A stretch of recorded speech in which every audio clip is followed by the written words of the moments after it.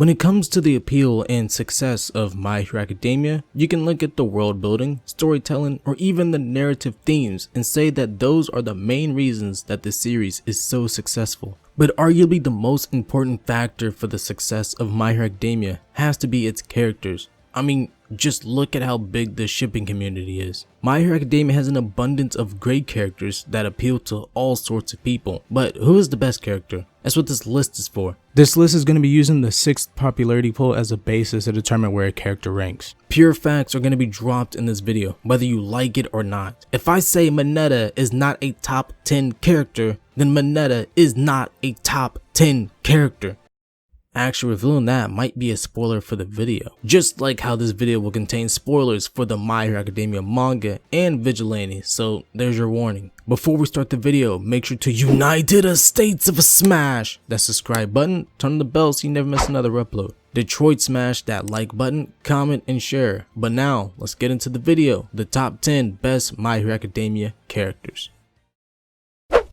Coming in at number 10 is Rumi Usugiyama, aka the rabbit hero, Mirko. Let's go ahead and get it out of the way because I know it's what we're all thinking about. Oh lord, the thick thigh goddess Mirko has arrived. Other than her very appealing design, Mirko is a pretty interesting character and stands apart from the other female characters in My Hero Academia. Mirko is tough and speaks her mind, even if it causes confrontation. She is a more independent hero as she isn't with a hero agency and doesn't stick to one area to do hero work, but instead travels from place to place. Mirko approaches battle with a smile, ready to give it her all because her life motto is to live every day of her life with no regrets. Mirko just checks off that cool factor. Like, you generally can't hate Mirko because she's a character that you can respect. She might not be the most fleshed out and deep character, but she's still a very enjoyable character. But let's talk about her quirk. Mirko's quirk, Rabbit, seems like a lame quirk at first, but once you see what she can do with it, you'll be impressed. It allows her to do anything a rabbit can do, but better. Her legs are the highlight of her quirk. These legs allow Mirko to bounce around the area with extreme speed and agility. She causes collateral damage just from jumping and can negate fall damage just by landing on her feet.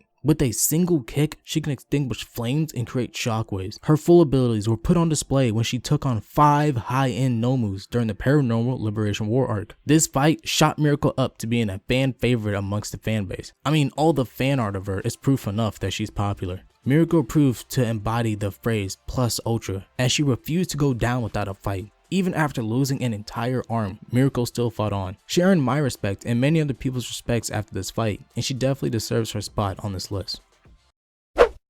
Coming in at number 9, we have Momo Yaoyorozu. Being a recommendation student, we automatically assumed she would be the typical overpowered and flawless prodigy, and it seemed like that was the case. But it wasn't until the UA Sports Festival that Momo got development. During the tournament, Momo was easily overpowered by Tokoyami. Her biggest weakness was exploited, that being her inability to fight one-on-one. That also explains why Momo creates so many cannons, is to provide her the missing power that she doesn't naturally possess. Momo's self-confidence was destroyed as she lost confidence in her ability to make quick decisions in practical situations. It was further damaged during Uwambi's internship as Momo was only taken in because she looked good, not for her brains or her potential, but her confidence would build up during the final exams. First with her classmates coming to her for help with the final exams and Shota saying that he needs her help with their fight with Aizawa. It was because of Momo's quick thinking that they were able to beat Aizawa and pass the final exam. If it wasn't for Momo's tracking advice, Almight and the rest of the pro heroes wouldn't have been able to find Bakugou. During the provisional license exam, Momo's quick thinking was the reason Shoji, Jiro, and Sue were able to get their provisional licenses. This character arc of Momo comes to its peak during the Paranormal Liberation War, where she was made the leader of the Villa backup group. Things went south. Midnight tasked Momo with putting Gigantomachia to sleep because Midnight was inspired by Momo at the joint training and sees her as a leader. Momo has arguably the best character development not only out of all the female characters, but also the best in the entire series. Having this character that's perceived as perfect be hit with such a crushing defeat that it drastically affects them. But in reality, it was a blessing in disguise as Momo not only bounced back from this loss, but came out stronger than ever. Plus, her quirk makes her a human 3D printer. Arguably the most useful quirk in My Hero Academia. But all in all, Momo is a great and well-rounded character that deserves her spot at number 9.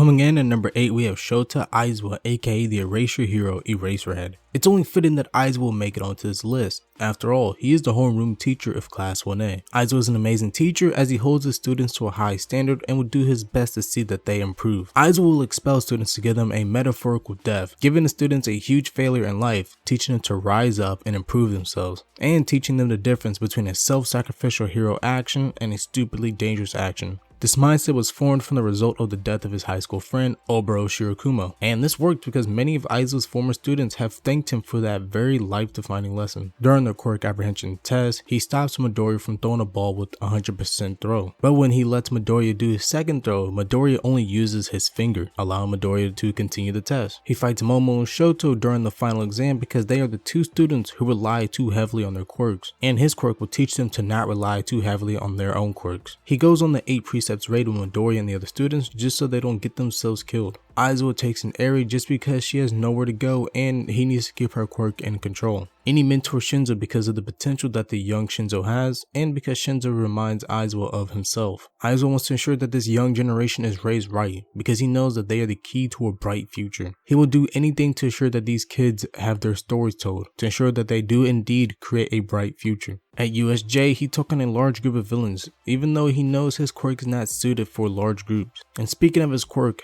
is Erasure, which allows him to erase the quirks of anyone he is looking at temporarily. This quirk has came in clutch many times throughout the series, but it especially came in clutch during the Paranormal Liberation War arc, where Aizawa was so crucial that Shigaraki made an effort to ignore everyone else that he was fighting just to attack Aizawa, and went as far as to use a quirk erasing bullet on him. And Aizawa, being the Chad that he is, cut off his leg that was hit with the bullet to prevent the effects of the bullet from spreading. Aizawa is an amazing character, and everyone knows this. I mean, Shigaraki even said it. Aizawa is pretty cool.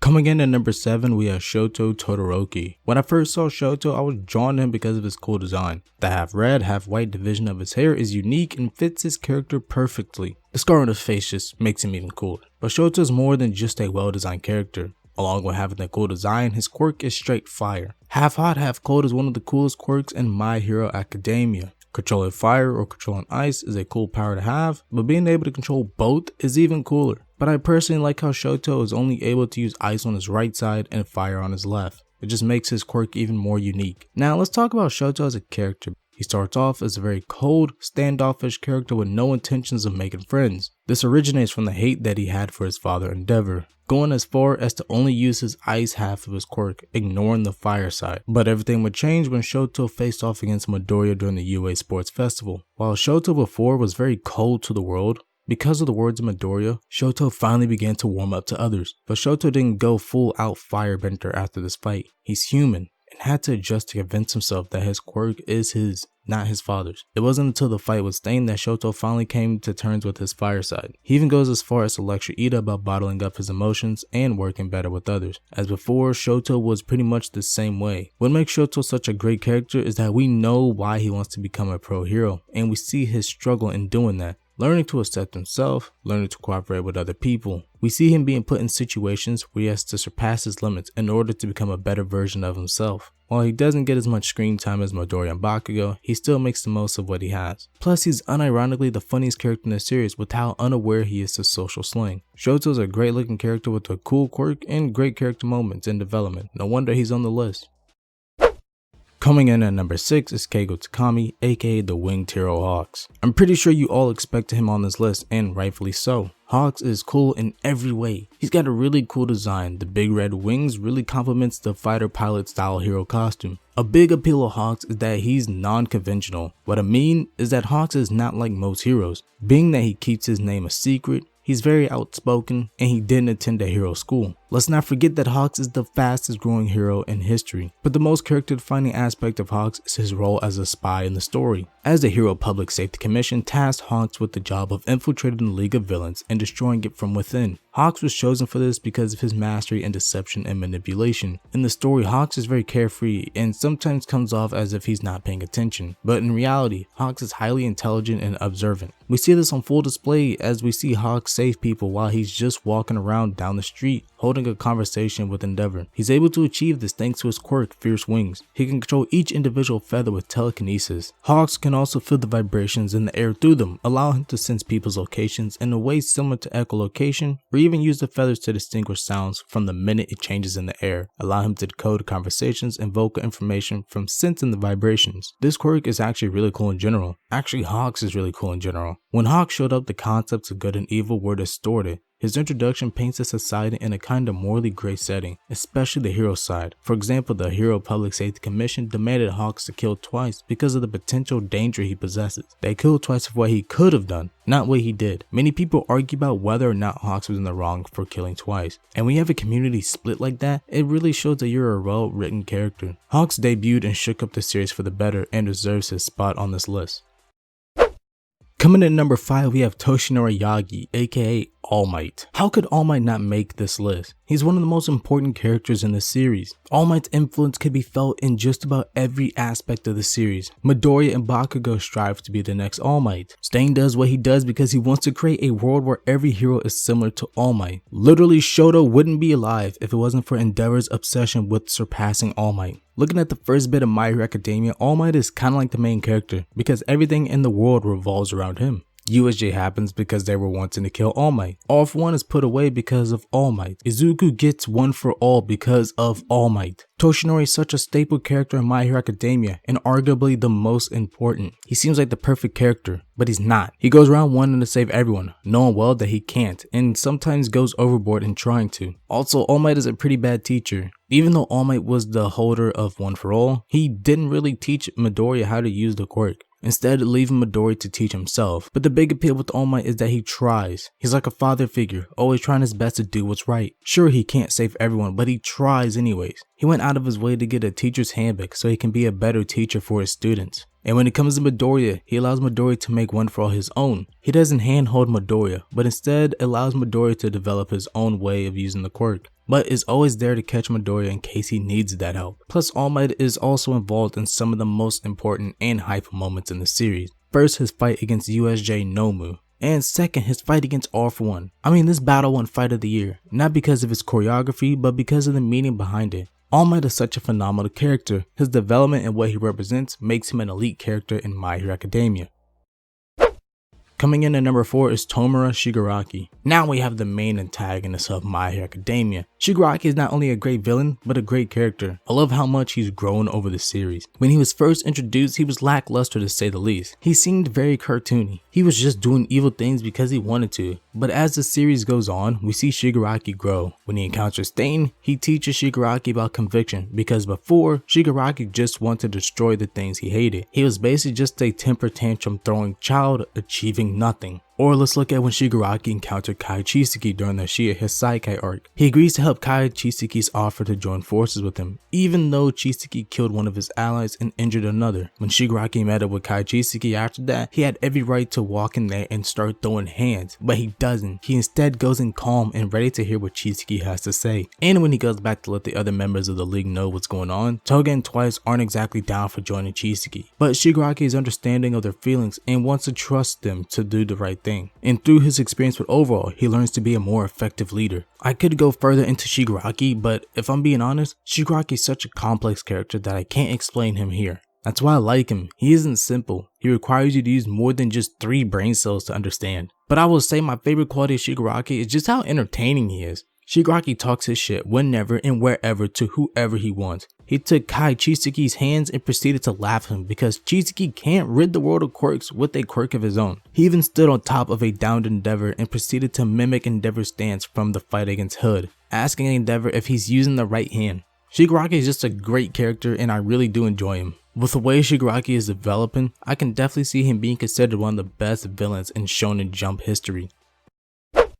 Coming in at number 3 is Izuku Midoriya, aka Deku. It's finally time to talk about the main protagonist Midoriya. While most shonen main protagonists have the same 3 traits, which are they are dumb normally, but smart in battle, showcase anger, or very resilient, Midoriya is smart, analytical, and not afraid to show a bit of emotions. In a way, he's very relatable. He gets stressed, he overthinks, he cries, he gets emotional because he's a teenager who spent his whole life being told he can't be a hero because he wasn't born with a quirk. And even though he dreamed of becoming a hero, deep down he knew it was impossible because it's true, you can't become a hero without a quirk. Yes, Midoriya is emotional and not the stern badass that we are all used to from the standard main protagonist, but I think that benefits him. One, to set him apart from other main protagonists, but also it sets him apart when he has his badass moments. Midoriya rage and resilient moments hit different because Midoriya typically isn't like that. Another complaint about Midoriya is that he got lucky getting handed one for all. And it's funny because Midoriya would probably agree with you. Throughout the series we see that Midoriya doubts that he's worthy of one for all and doubts his abilities. His classmates, teachers say he'll be a great hero. Almight, Gran Torino say that he's worthy. Even the past users of one for all have said that Midoriya is worthy of the quirk, but Midoriya still doubts himself. Why? Well, because he's human. Humans have self-doubt, and with Midoriya it's a bit worse because he grew up in a world where you can't be a hero without a quirk. But does he let this self-doubt stop him? No, because if he does, he will let so many people down. He keeps going, he keeps improving, he gets stronger, and throughout the series we see him gain more confidence in himself. I really like Midoriya as a main character. He's a kid who was beaten down by society and was basically in the dirt, but once he was given the opportunity to succeed, he took it and ran with it. In a way, the reason I like Midoriya so much is because I see myself in him.